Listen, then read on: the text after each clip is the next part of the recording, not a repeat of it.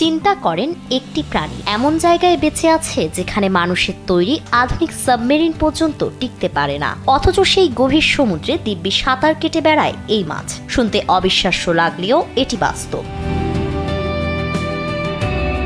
সমুদ্রের এত গভীরে এর বাস, যেখানে সূর্যের কোনো আলো পৌঁছায় না, চারপাশ জুড়ে শুধু অন্ধকার, হিমশীতল ঠান্ডা আর ভয়ঙ্কর চাপ। সেই চাপ এতটাই শক্তিশালী যে মুহূর্তেই একটি সাবমেরিনকে চ্যাপ্টা করে দিতে পারে।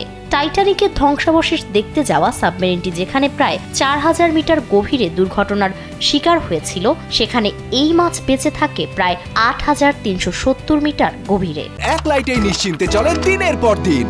Walton emergency bulb, the best emergency bulb. এই বিস্ময়কর প্রাণীর নাম মারিয়ানা স্নেইল ফিশ। এটি পৃথিবীর সবচেয়ে গভীরে বসবাসকারী পরিচিত মাছগুলোর একটি। এর বাস প্রশান্ত মহাসাগরের গভীরতম স্থান মারিয়ানা ট্রেঞ্জে, প্রায় 20,000 থেকে 26,000 ফুট গভীরে।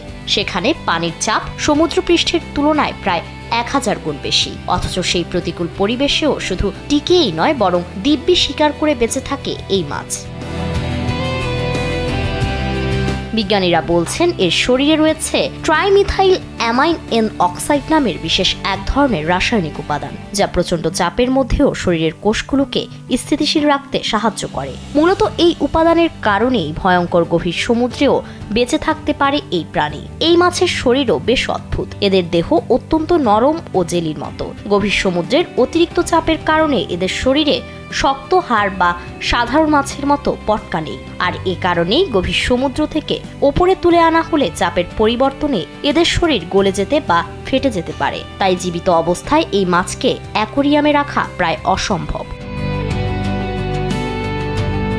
মারিয়ানা স্নেইল ফিশ সাধারণত প্রায় 28 সেন্টিমিটার পর্যন্ত লম্বা হয় এবং ওজন প্রায় 160 গ্রাম। গভীর সমুদ্রের চরম অন্ধকারে ছোট ছোট ক্রাস্টিসিয়ান খেয়েই বেঁচে থাকে তারা। প্রকৃতির এমন রহস্যময় সৃষ্টি দেখলে সত্যি মনে হয় পৃথিবীর গভীরতম অন্ধকারেও স্রষ্টার বিস্ময় ছড়িয়ে আছে। ফারিন রহমান প্রীতি, কালবেলা।